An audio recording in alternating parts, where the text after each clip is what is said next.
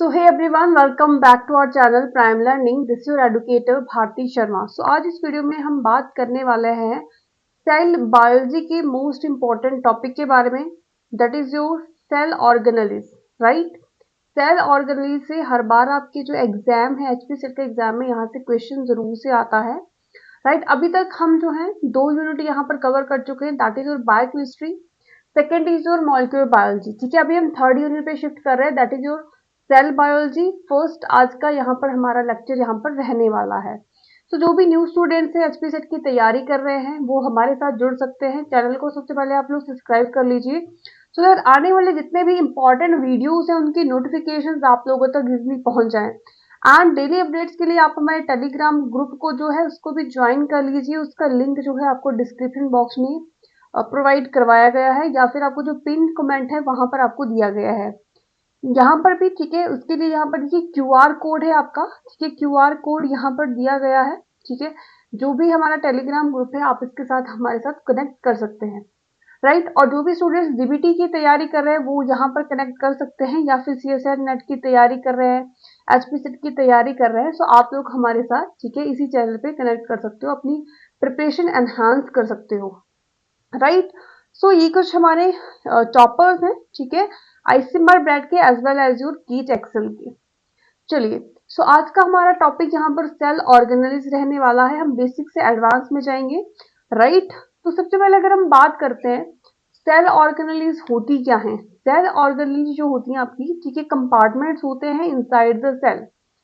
Cell के अंदर जो छोटे छोटे कंपार्टमेंट्स बने होते हैं उन्हें हम सेल ऑर्गेनेलिज कहते हैं.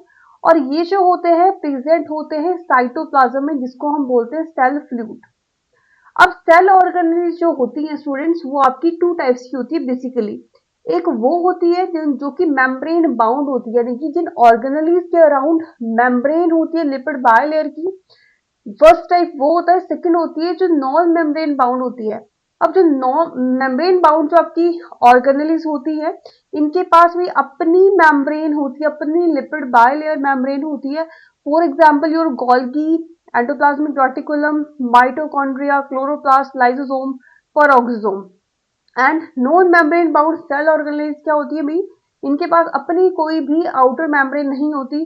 For example your ribosomes. अब सेल बाउंड ऑर्गेनेलिज जो होती हैं, ठीक है, अब ये जो होती है आपकी प्रेजेंट होती है ओनली यूकैरियोट्स में. राइट, और जो आपकी नॉन मेम्ब्रेन बाउंड जो सेल ऑर्गेनेलिज होती हैं वो आपकी eukaryotes as well as your prokaryotes दोनों में ही प्रेजेंट होती है. यूकैरियोट्स आपकी कौन कौन होते हैं, जैसे आपका प्रोटिस्टा है, फंजाई है, प्लांटी है, एनमीलिया. यानी कि जो आपकी मेम्ब्रेन बाउंड सेल ऑर्गेनेलिज है, ठीक है, सभी के सभी जो जितने भी यूकैरियोट्स में किंगडम्स आते हैं सब में प्रेजेंट होता है. ठीक है, नॉन मेम्ब्रेन बाउंड आपकी eukaryotes as well as prokaryotes में प्रेजेंट होती है. अगर हम बात करते हैं सेल, ये जो होती है भी इसकी लिपिड बायलेयर मेम्ब्रेन होती है. ये आपकी सेल है, सेल के अराउंड ये लिपिड बायलेयर मेम्ब्रेन है, दैट इज इसको हम प्लाज्मा मेम्ब्रेन कहते हैं.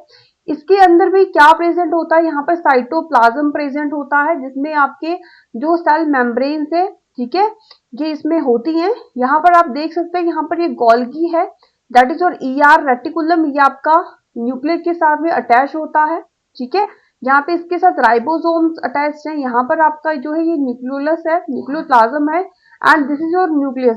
यहाँ पर जो अभी स्मूथ एंडोप्लाज्मिक रेटिकुलम प्रेजेंट है, या फिर ये जो पेरी न्यूक्लियर स्पेस यहाँ पर है जो न्यूक्लियस के अराउंड जो है, ठीक है, मेम्ब्रेन है, उसके बीच में जो स्पेस है इसको हम पेरी न्यूक्लियर स्पेस बोलते हैं.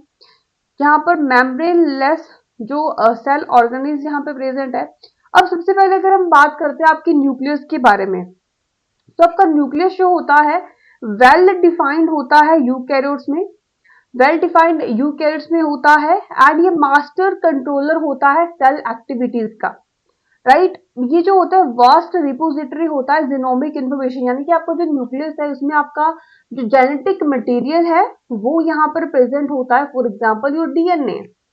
राइट, अब ये जो होता है सेपरेट जीनोमिक इंफॉर्मेशन, ये सेपरेट करता है जीनोमिक इंफॉर्मेशन को फ्रॉम योर साइटोप्लाज्म, रेगुलेट करता है genetic expression by various mechanism that are exclusive to eukaryotes. For example यहाँ पर रेप्लिकेशन आपकी यूकैरियोट्स में होती है, ट्रांसक्रिप्शन की जो प्रोसेस है वो आपकी यूकैरियोट्स में होती है, स्प्लाइसिंग आपकी सॉरी आपकी न्यूक्लियस में होती है, ठीक है। ये जो इंपॉर्टेंट जो ये प्रोसेसेस है, वेरियस जो मैकेनिकल प्रोसेसेस है जो कि एक्सक्लूसिव है आपकी यूकैरियोट्स के लिए, ये कहाँ पर परफॉर्म होती है? आपकी न्यूक्लियस में यहाँ पर परफॉर्म होती है। यहाँ पे ये आपका न्यूक्लियस है, ठीक है। ये जो है जो मेम्ब्रेन लेस यहाँ पर एक दिखाई दे रहा है, यहाँ पे न्यूक्लियोलस है, राइट। यहाँ पर राइबोसोम्स होते हैं भाई, ठीक है। और यहाँ पर आपका जेनेटिक मटेरियल है आपका न्यूक्लियस में, यहाँ पर ट्रांसक्रिप्शन की प्रोसेस हो रही है एंड यहाँ पर इसके बाद एमआरएनए आपका ट्रांसपोर्ट कर रहा है, यहाँ पे न्यूक्लियोपोर्स दिए गए हैं, राइट। अब नेक्स्ट हम बात करते हैं जो आपका ये न्यूक्लियस है, ठीक है, इसके अराउंड जो एक न्यूक्लियर एनवेलप बना होता है, ठीक है। जो आपका न्यूक्लियस है उसके अराउंड इस तरह का एक न्यूक्लियर एनवेलप बना होता है, ठीक है। अब ये न्यूक्लियर एनवेलप क्या होता है? न्यूक्लियर एनवेलप जो होता है आपका ड्यूल मेम्ब्रेन होता है, इसके पास एक आउटर मेम्ब्रेन होती है, एक इनर मेम्ब्रेन होती है, और ये जो अभी लिपिड बायलेयर की बनी होती है, फंक्शन की अगर हम बात करते हैं तो ये प्रिवेंट करता है easy access to genetic material and ये परमेबल होता है भाई, ठीक है, to only the small hydrophobic molecules के लिए, राइट। अब ये जो है यहाँ पर, ठीक है, देख सकते हो, ठीक है, ये इसकी आउटर मेम्ब्रेन है, ये वाली इसकी इनर मेम्ब्रेन है, राइट। अब यहाँ पर ये न्यूक्लियर पोर यहाँ पर है, ठीक है, यहाँ से होता है ट्रांसफर ऑफ मॉलिक्यूल्स, राइट। अब यहाँ पर न्यूक्लियर पोर जो आपका कॉम्प्लेक्स है, ये लार्ज साइज का होता है, अप्रोक्सीमेटली 12 नैनोमीटर इन डायमीटर होता है, अलाउ करता है trafficking of RNA and the protein at specific channel. अब जो भी आरएनए भी यहाँ पे न्यूक्लियस में क्या होगा? सिंथेसाइज होगा, ट्रांसक्रिप्शन की प्रोसेस जो होती है आपकी न्यूक्लियस में होती है, जो भी आरएनए यहाँ पर सिंथेसाइज होता है वो यहाँ से एक्सपोर्ट करा जाता है आपके साइटोसोल में, राइट। बात करते हैं आपकी न्यूक्लियोप्लाज्म के बारे में। न्यूक्लियोप्लाज्म क्या होता है? न्यूक्लियर जो एनवेलप होता है वो एनक्लोज होता है क्लियर फ्लूइड से, जिसको हम कैरियो लिम्फ बोलते हैं, या फिर nuclear SAP containing protein fibrils बोलते हैं, जिसको हम न्यूक्लियर मैट्रिक्स यहाँ पर बोलते हैं। अब ये जो होता है मेंटेन करता है shape of the nucleus, right. अब ये जो होता है अभी ये क्या करता है? मेंटेन करता है shape of the nucleus. Enzyme associate होते हैं विद द डीएनए रेप्लिकेशन और transcription is located in the nuclear matrix. अब इसी मैट्रिक्स में जो होते हैं आपके एंजाइम्स प्रेजेंट होते हैं फॉर योर डीएनए रेप्लिकेशन, या फिर जो ट्रांसक्रिप्शन के एंजाइम्स होते हैं वो यहीं पर न्यूक्लियोप्लाज्म में आपके प्रेजेंट होते हैं। न्यूक्लियोलस प्लस में क्रोमेटिन जो होता है वो सस्पेंडेड होता है न्यूक्लियोप्लाज्म में, ये आपका, ठीक है, न्यूक्लियोलस है, ये जो है न्यूक्लियोलस प्लस में यहाँ पर क्रोमेटिन है, ये आपका क्रोमेटिन है, राइट। ये सस्पेंडेड होता है इसके न्यूक्लियोप्लाज्म में, राइट। नेक्स्ट हम बात करते हैं यहाँ पे न्यूक्लियोलस के बारे में। न्यूक्लियोलस क्या होता है? ये compromised all the distinct set of organelles refer as a nuclear bodies but lack as well defined membrane। अब यहाँ पर जो होता है भी एक distinct set of organelles ये होती है जो कि रेफर करती है जो न्यूक्लियर बॉडी इसमें प्रेजेंट होती है, लेकिन इसके पास कोई भी अपनी डिफाइंड मेम्ब्रेन यहाँ पर नहीं होती है। ये इन्वॉल्व होता है सिंथेसिस ऑफ आरएनए, जो आपके राइबोसोम सिंथेसाइज होते हैं, जो राइबोसोम्स होते हैं, आरएनए होते हैं, वो इसी न्यूक्लियोलस में जो होते हैं सिंथेसाइज होते हैं। बिसाइड जो आपका न्यूक्लियोलस है, यहाँ पे वेरियस अदर स्ट्रक्चर जो होते हैं प्रेजेंट होती है, जो कि इन्वॉल्व होती है मैनी डिफरेंट एक्टिविटीज में, जैसे कि आपके जो ट्रांसक्रिप्शन रेगुलेशंस होती है, या फिर जीन साइलेंसिंग होती है, आरएनए सॉरी आपका जो डीएनए रिपेयर होता है, आरएनए ट्रांसक्रिप्शन एंड प्रोसेसिंग होती है, वो इसी न्यूक्लियोलस में भी होती है, राइट। तो यहाँ पर फर्स्ट क्वेश्चन है आपका, in eukaryote cell transcription RNA splicing and RNA capping जो होती है कहाँ पर होती है? राइबोसोम्स में होती है, न्यूक्लियस में होती है, या फिर आपके एंडोप्लाज्मिक रेटिकुलम में होती है, या फिर डिप्टोसोम में होती है। सो ये स्टूडेंट्स, ये जो होती है आपकी जो आपका न्यूक्लियस होता है उसमें ही आपकी जो ट्रांसक्रिप्शन की प्रोसेस है, या फिर स्प्लाइसिंग है, या फिर कैपिंग है, ये आपके न्यूक्लियस में ही ये सारी प्रोसेसेस होती हैं।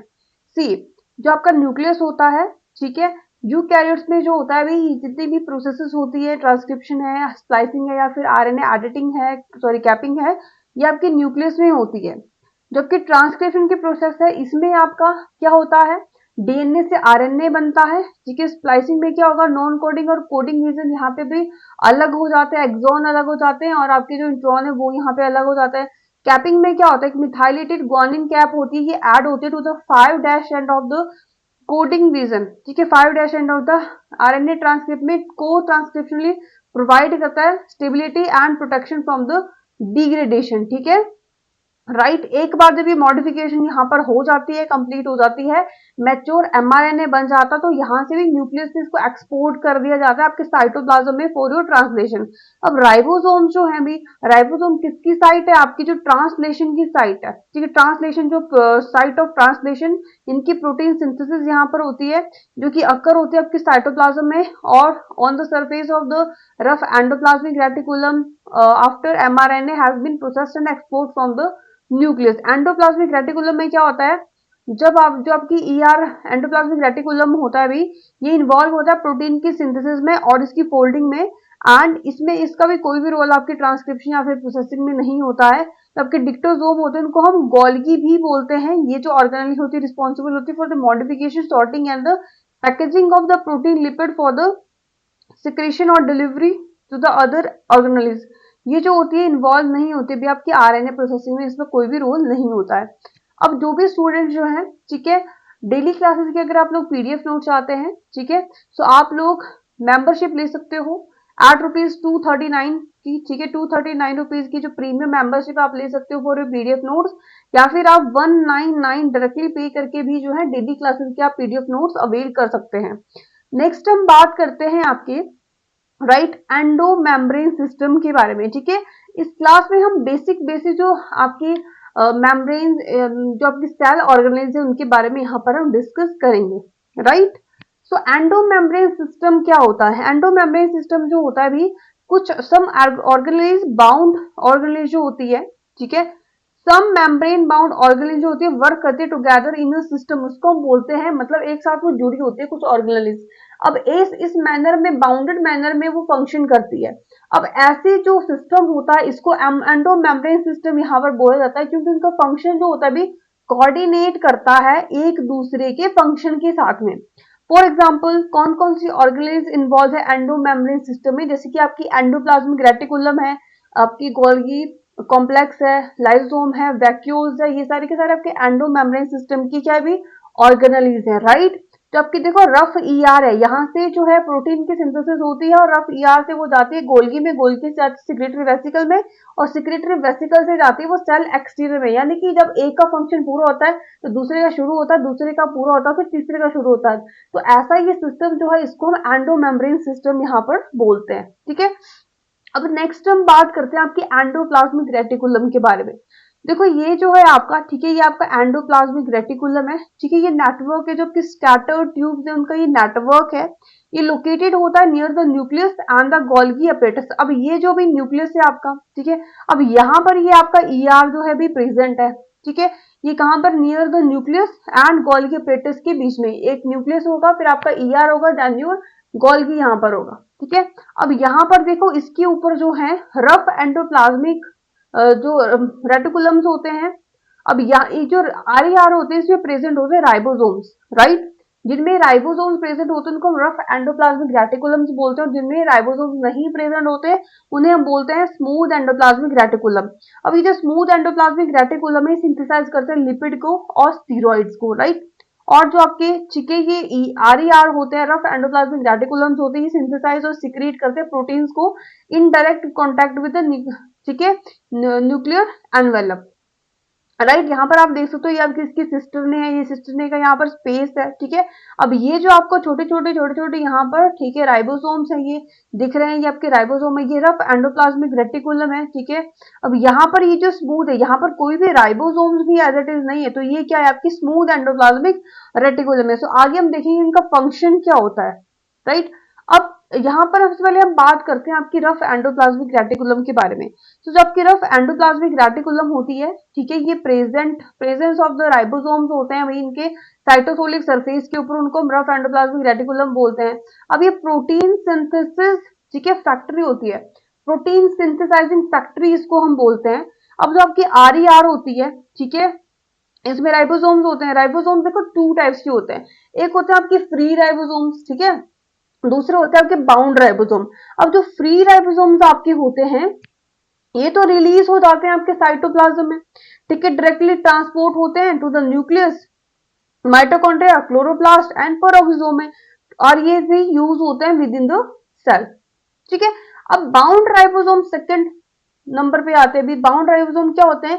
ये after initiation of the protein synthesis, ठीक है, ये क्या करते हैं, राइबोसोम प्रोटीन कॉम्प्लेक्स यहाँ पर बनता है। अब ये ट्रांसफर होते हैं to the ER in the eukaryotes, nascent protein synthesize करते हैं बाय राइबोसोम और इंसर्ट करते हैं जिसमें भी ईआर में, ठीक है। अब यहाँ पर जो ईआर होती है ये प्ले करती है significant role in the trafficking of the secretory protein. अब जो भी प्रोटीन सिंथेसाइज होगी, जो भी सिक्रेटरी प्रोटीन होगी, उसकी जो ट्रैफिकिंग होती है उसमें आपका एंडोप्लाज्मिक रेटिकुलम का बहुत इंपॉर्टेंट यहाँ पर रोल होता है। जबकि स्मूथ एंडोप्लाज्मिक रेटिकुलम्स होते हैं ये इन्वॉल्व होते हैं लिपिड की मेटाबॉलिज्म में। जो भी आपका लिपिड का मेटाबॉलिज्म होता है वो भी इसमें इन्वॉल्व होते हैं, लिपिड की सिंथेसिस में इन्वॉल्व होते हैं, कोलेस्ट्रॉल के सिंथेसिस में इन्वॉल्व होते हैं। यानी कि जो आपके फॉस्फोलिपिड्स है वो आपके एससीआर यानी कि स्मूथ एंडोप्लाज्मिक रेटिकुलम में ही, ठीक है, फॉर्म होते हैं, सिंथेसाइज होते हैं, डिराइव होते हैं फ्रॉम द ग्लिसरॉल, ठीक है, सिंथेसाइज यहाँ पर होते हैं आउटर साइज ऑफ द, ठीक है, एससीआर में। अब यहाँ पर आप देख सकते हो, ठीक है, ये फ्री राइबोसोम्स है, जो भी यहाँ पर राइबोसोम्स अभी फ्री है, ठीक है, यहाँ पर बने एंड फ्रीली ये जो है प्रोटीन ये चले जाते हैं आपके यहाँ पे राइबोसोम आपके न्यूक्लियस में गए, ठीक है, आपके माइटोकॉन्ड्रिया में है, क्लोरोप्लास्ट जाते हैं, पेरोक्सोम में आपके फ्री राइबोसोम्स में आते हैं। और बाउंड राइबोसोम्स क्या होते हैं भाई, यहाँ पे देखिए ये राइबोसोम यहाँ पे सिंथेसाइज हुआ और इसकी फर्दर प्रोसेसिंग होती है आपकी ईआर में। अब यहाँ पे ईआर में ये एंटर कर जाते हैं। अब यहाँ से जो है ये जाते हैं गोल्गी में, गोल्गी से जाएंगे प्लाज्मा मेम्ब्रेन या फिर सिक्रेटरी वेसल या फिर एंडोसोम में या फिर लाइसोसोम में, राइट। ये इसका यहाँ पे भी प्रोसेस रहता है।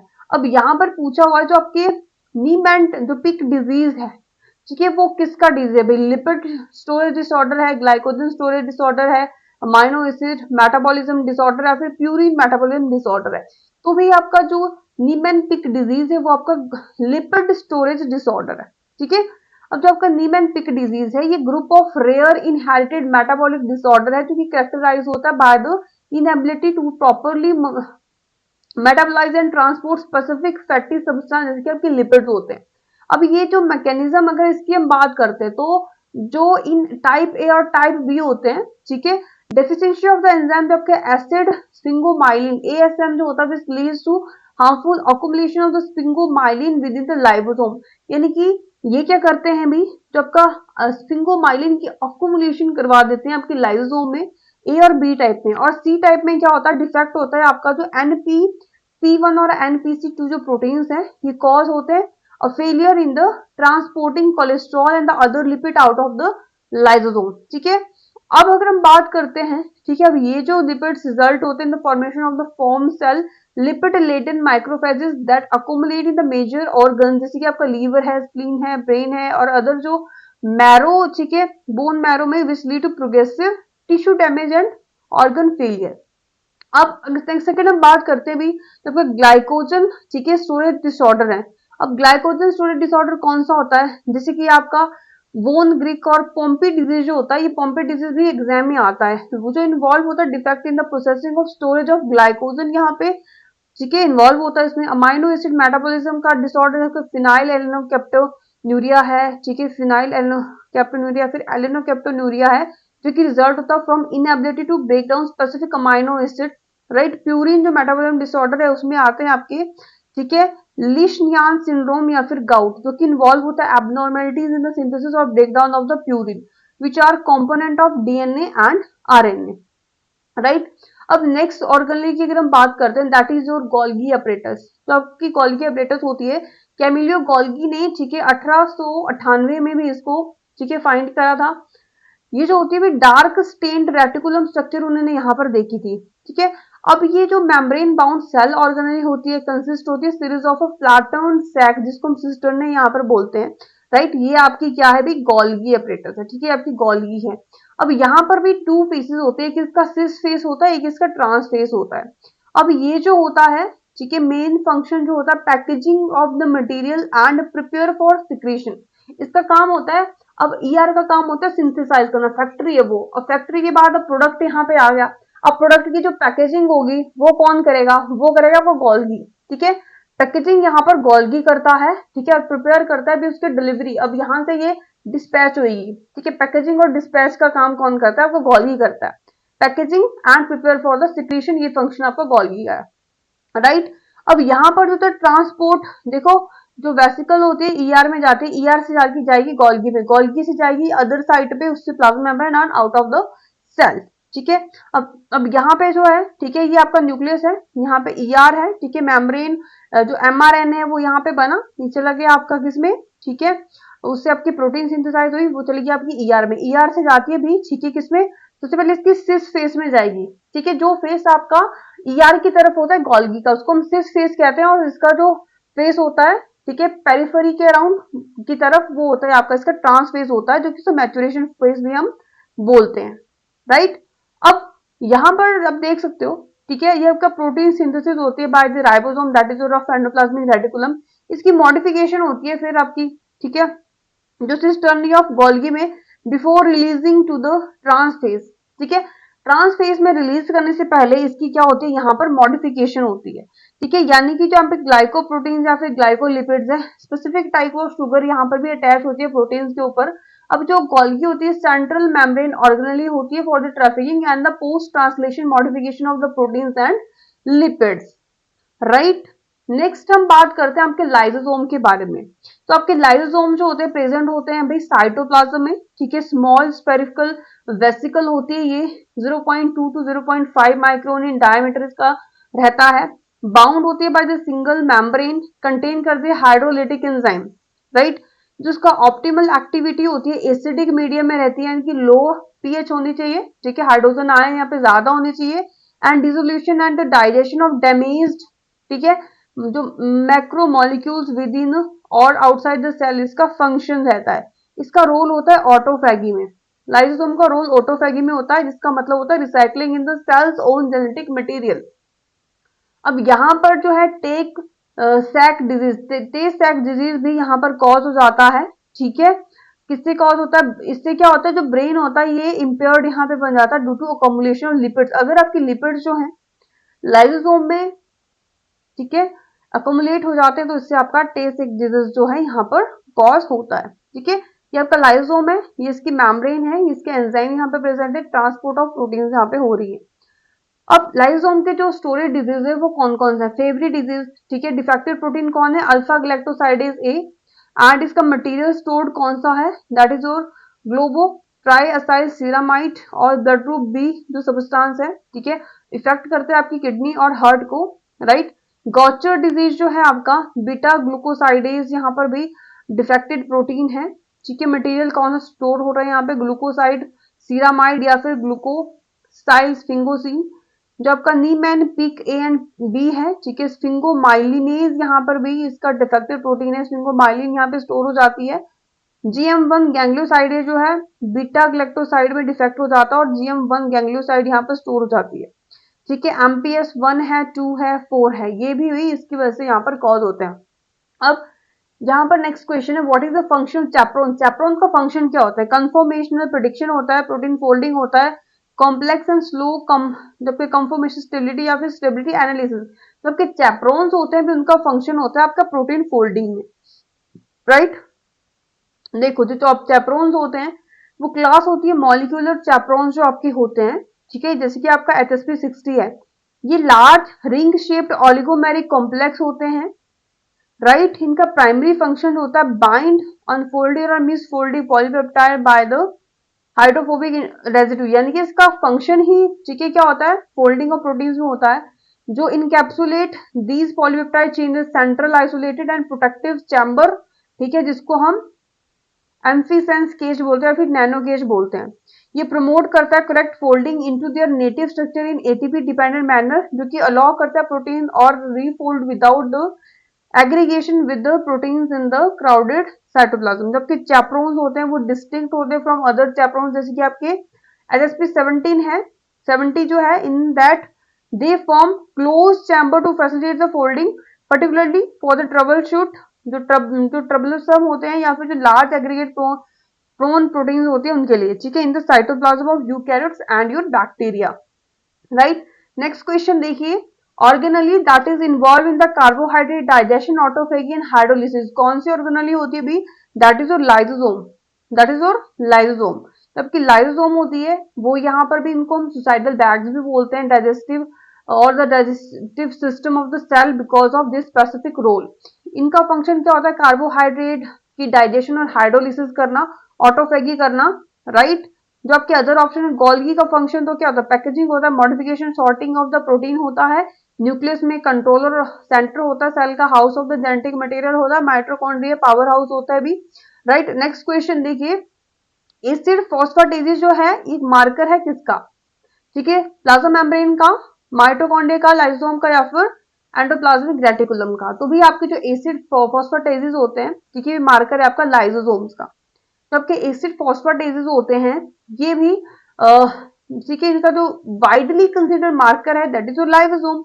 ये जो होते हैं, ठीक है, इनके पास एसिडिक एनवायरनमेंट होता है, लाइसोसोम के पास भी क्या होता है, एसिडिक एनवायरनमेंट होता है, ठीक है, यानी कि इसकी पीएच 4.5 से लेकर 5.5 होती है, which is optimum temperature environment for the acid phosphatase to catalyze hydrolysis of phosphate ester. इसके पास हाई कंसंट्रेशन होते हैं एसिड फॉस्फेटेज जो होते हैं, मोस्ट अबंडेंट हाइड्रोलाइटिक एंजाइम यहाँ पर पाए जाते हैं। फंक्शन जो होता है प्राइमरी लोकलाइज होता है to the lysosome compartment make करता है, it making it reliable tool for isolating and identifying these organelles in the cellular fraction, ठीक है। अदर ऑप्शन की बात देखो, प्लाज्मा मेम्ब्रेन जो होता है ये मार्कर एंजाइम जो होता है इसका क्या होता है, दैट इज और, ठीक है, न्यूक्लियोटाइडेज या फिर सोडियम पोटेशियम एटीपीज या फिर एल्कलाइन फॉस्फेट जो होता है रादर देन योर, ठीक है, एसिड फॉस्फेटेजेस। माइटोकॉन्ड्रिया का प्राइमरी मार्कर होता है succinate dehydrogenase, right. Endoplasmic reticulum का that is your glucose 6 phosphatase, right. हो सकता है नेक्स्ट एग्जाम में भी यहां से क्वेश्चन आ जाए। नेक्स्ट हम बात करते हैं, नेक्स्ट क्वेश्चन देखिए, जो आपका सेलुलर ऑर्गेनेली होता है विद एसिडिक पीएच कौन सा होता है, दैट इज योर लाइसोसोम होता है, ठीक है, अभी हमने इसके बारे में बात करी है। नेक्स्ट ऑर्गेनेली की अगर हम बात करते हैं यहाँ पे माइटोकॉन्ड्रिया, माइटोकॉन्ड्रिया जो होती है पाई जाती है near the all eukaryotic cell, right, सभी में पाई जाती है, भी यूकैरियोट में पाई जाती है आपकी, ठीक है। अब यहाँ पर बोला हुआ है, ठीक है, जो रोड है और जो सिलेंड्रिकल शेप की होती है, सॉसेज शेप की रहती है, ठीक है, 3 से लेकर के 10 माइक्रोमीटर लॉन्ग ये हो सकती है और 0.5 से 1.5 माइक्रोमीटर वाइड हो सकती है। Double membrane bound lipid bilayer इसके पास होती है, एक आउटर मेम्ब्रेन होती है, एक इनर मेम्ब्रेन होती है। आउटर मेम्ब्रेन इसकी स्मूथ होती है, इनर मेम्ब्रेन में इसकी फोल्डिंग या फिर क्या होती है क्रिस्टी होती है, जो प्रोवाइड करते हैं कंपार्टमेंट, ठीक है, कंपैरेटिवली लार्ज सरफेस एरिया यहाँ पर ये प्रोवाइड करती है। इस तरह से ये इसकी आउटर मेम्ब्रेन है और ये इसकी क्या है इनर मेम्ब्रेन, यहाँ पे इस तरह से क्रिस्टी प्रेजेंट होती है, राइट। सो आपके यहाँ पर देखो, ठीक है, इनर मेम्ब्रेन जो होता है वो डिवाइड होता है माइटोकॉन्ड्रिया में इनटू 2 इंटरनल कंपार्टमेंट्स में। एक इसका पेरिप्लाज्मिक स्पेस होता है, एक इसका मैट्रिक्स होता है। पेरिप्लाज्मिक स्पेस जो होता है वो narrow region between the outer and inner space, और जो मैट्रिक्स होता है inner most compartment of the mitochondria होता है। जो इनर मेम्ब्रेन प्लस में मैट्रिक्स होता है ये कंटेन करता है all the enzyme which is involve in your, ठीक है, टीसीए साइकिल या फिर cellular respiration for the purpose of ATP synthase. ये आपका मैट्रिक्स है, इसका पेरिप्लाज्मिक स्पेस है, राइट। नेक्स्ट हम बात करते हैं, ठीक है, जो इंपॉर्टेंट पॉइंट्स के बारे में जो कि माइटोकॉन्ड्रिया के बारे में आपके यहाँ पे रहने वाले हैं। सो माइटोकॉन्ड्रिया जो होता है ये कंटेन करता है डीएनए मॉलिक्यूल्स को, ठीक है, राइबोसोम्स जो इसके पास 70s राइबोसोम्स होते हैं और फ्यू आरएनए मॉलिक्यूल्स, यानी कि इसके पास अपना डीएनए मॉलिक्यूल होगा भाई, अपना डीएनए इसके पास होता है। इस ये जो होता है 70s राइबोसोम इसके पास होते हैं और कुछ आरएनए मॉलिक्यूल्स होते हैं। कुछ माइटोकॉन्ड्रियल प्रोटीन्स होती है वो सिंथेसाइज होती है by the gene present in the mitochondrial DNA और it is side in the mitochondrial matrix. ये कंटेन करते हैं ओवर थाउजेंड्स ऑफ प्रोटीन जो कि डिपेंड करता है डिफरेंट, ठीक है, स्पीशीज में।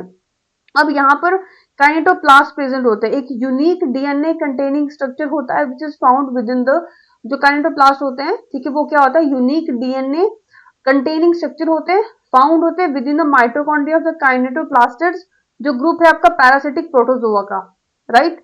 अब जो आपकी ह्यूमंस जो माइटोकॉन्ड्रिया जीनोम होते हैं इसके पास 37 जीन्स होती हैं अपनी, वेरी वेरी इंपॉर्टेंट, राइट। कौन कौन सी होती हैं अभी, 2 आरएनए होते हैं, 22 टीआरएनए होते हैं, 13 इसके पास प्रोटीन होती है, ऑल सब units of the oxidative phosphorylation system की ये भी होती हैं, राइट। सो पीडीएफ नोट्स अगर आप लोग चाहते हैं, ठीक है, तो आप लोग अवेल कर सकते हैं इनको, either you can take a membership of 239 rupees or you can buy at rupees 199 by paying directly, right। Next question देखिए, in eukaryotic citric acid cycle take place कहां पर होती है, यूकैरियोटिक सिट्रिक एसिड साइकिल आपकी जो होती है mitochondria में टेक्स प्लेस होती है, ठीक है। आपकी जो सिट्रिक एसिड साइकिल है या फिर उसको हम क्रैब साइकिल बोलते हैं, टीसी साइकिल बोलते हैं, ये की स्टेज है सेलुलर रेस्पिरेशन का। इसमें जो होता है भी यूकैरियोट्स जो आपके सेल होते हैं वो एंजाइम यहाँ पर रिक्वायर्ड होते हैं फॉर सिट्रिक एसिड साइकिल, वो लोकेट होते हैं कहाँ पे, आपके माइटोकॉन्ड्रियल मैट्रिक्स में, जो कि आपका इनर मोस्ट कंपार्टमेंट होता है माइटोकॉन्ड्रिया का। ये फॉलो करता है ग्लाइकोलाइसिस, यानी कि जो आपके साइटोप्लाज्म में होती है, प्रोसीड करता है इलेक्ट्रॉन ट्रांसपोर्ट चेन, जो कि अक्कर होते होता है इनर माइटोकॉन्ड्रियल मेम्ब्रेन। एंड इसका जो प्राइमरी रोल होता है, ये ऑक्सीडाइज करता है एसिटाइल कोएंजाइम को to produce the CO2 while capturing energy in the form of ATP, NAD and FADH2। ठीक है, यहाँ पर ये आपकी सिट्रिक एसिड साइकिल है। ठीक है, this is your acetyl coenzyme. ठीक है, एसिटाइल कोएंजाइम यहाँ पर भी ये कन्वर्ट होता है किसमें, ऑक्जेलो एसिटेट, ठीक है, मिलकर के एसिटाइल कोएंजाइम यहाँ पर ये बनाता है आपका, ठीक है, सिट्रेट बनाएगा। सिट्रेट कन्वर्ट होता है यहाँ पर आपके सिस एकोनिटेज में with the help of enzyme aconitase. ठीक है, यहाँ पर सिट्रेट सिंथेसिस एंजाइम का यूज होता है। अब ये सिस एक्ोनिटेज जो होता है, एक्ोनिटेज एंजाइम की हेल्प से आइसोसिट्रेट में कन्वर्ट हो जाता है। आइसोसिट्रेट डिहाइड्रोजिनेज की हेल्प से ये कन्वर्ट हो जाता है आपका अल्फा कीटो ग्लूटारेट में। Alpha keto glutarate dehydrogenase complex जो होता है आपका सक्सिनाइल कोएंजाइम में कन्वर्ट होता है। सक्सिनाइल कोएंजाइम सिंथेज जो होता है ये कन्वर्ट होता है सक्सिनेट में। अब यहाँ पर सक्सिनेट डिहाइड्रोजिनेज एंजाइम होता है, ये कन्वर्ट करता है इसको फ्यूमारेट में। फ्यूमारेट जो होता है ये कन्वर्ट करता है इसको मैलेट में, और यहाँ पे मैलेट डिहाइड्रोजिनेज होता है वो ऑक्जेलो एसिटेट में कन्वर्ट करता है। राइट, यहाँ पर देखो FAS2 का फॉर्मेशन होता है, FAS2 बनता है, ATP फॉर्मेशन होता है, NADH का यहाँ पर फॉर्मेशन होता है। ठीक है, नेक्स्ट क्वेश्चन देखिए, which of the following is the incorrect for the mitochondrial disorder.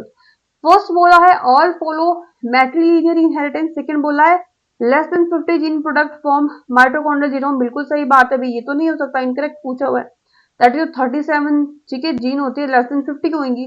Retinal pigmentation the diabetes both could be features, yes it can feature. जो लेग डिजीज है इन द माइटोकॉन्ड्रियल कंडीशन, बिल्कुल सही बात है। देखो first जो आपका इसका स्टेटमेंट है that is all follow matrilineal inheritance, तो ये भी यहाँ पे थोड़ी सी गड़बड़ स्टेटमेंट दी हुई है। देखो अब ये जो है, ठीक है, why many mitochondrial disorder are due to the mutation in the mitochondrial DNA, that is empty DNA, follow करते हैं मैटरनल, ठीक है, इनहेरिटेंस।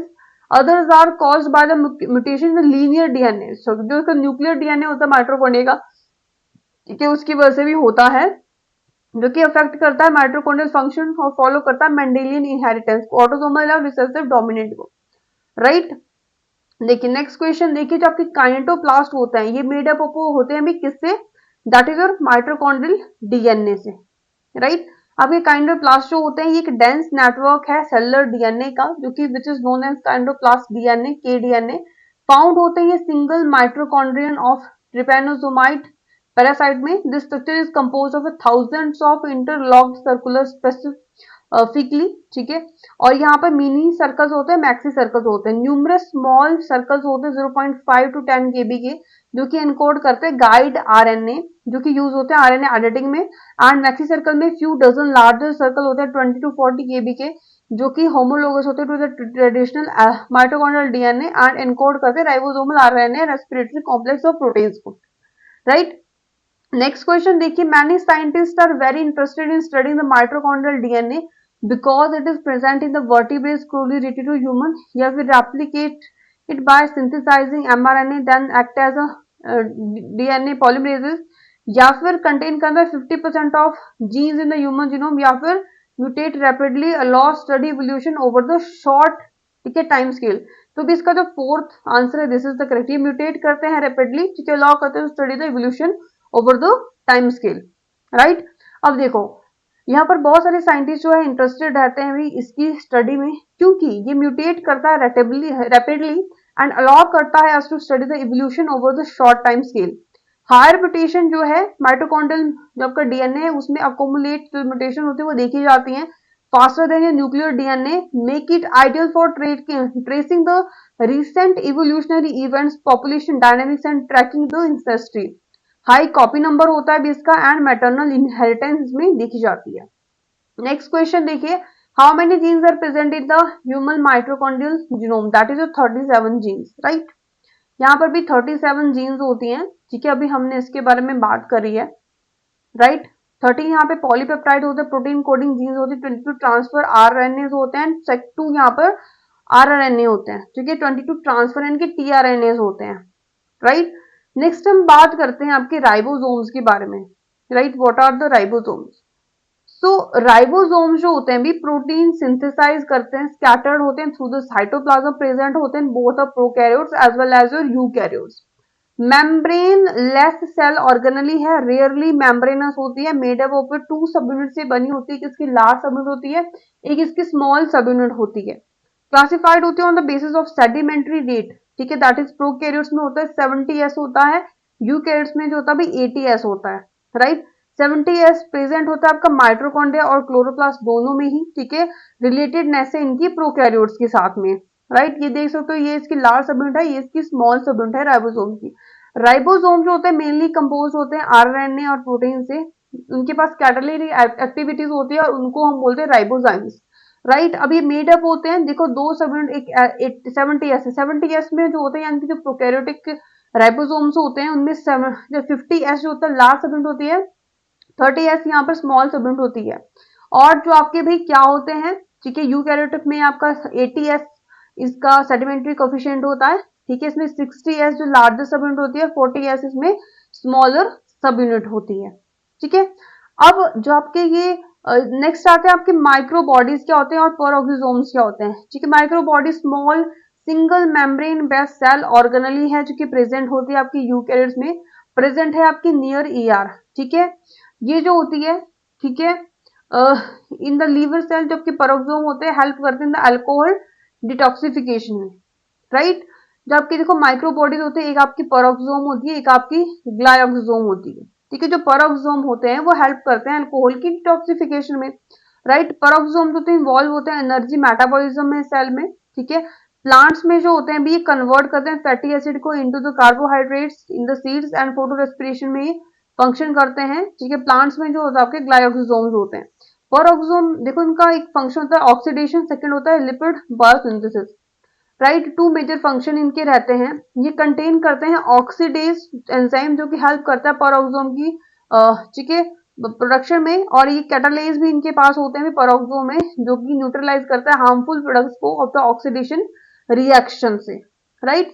अब हम यहाँ पर इसकी कुछ डिजीजेस होते हैं वेरी इंपॉर्टेंट, यहाँ पर देखिए जगलर डिजीज है, जगलर सिंड्रोम है, यहाँ पर एसिटाइल कोएंजाइम और जो ऑक्सीडेज है इसकी डेफिशिएंसी से कॉज होता है, ठीक है। न्यूनेटल ये वाला जो डिजीज है, ठीक है, डी बाइफंक्शनल प्रोटीन की कमी से यहाँ पर क्या होता है भी ये, ठीक है, कॉज होता है। इनफर्टाइल रेप्सम डिजीज है, थायोलाइज की डेफिशिएंसी से कॉज होता है, राइट। नेक्स्ट क्वेश्चन देखिए, which of the following protein is responsible for the protein sorting to the peroxisome, ठीक है। कौन से भी यहाँ पर जो प्रोटीन होती है, ठीक है, कौन से यहाँ पे प्रोटीन रिस्पॉन्सिबल होते हैं प्रोटीन की सॉर्टिंग में पेरोक्सोम में, दैट इज और पेरोक्सिन, पेरोक्सिन प्रोटीन भी यहाँ पर रिस्पॉन्सिबल होती है, ठीक है।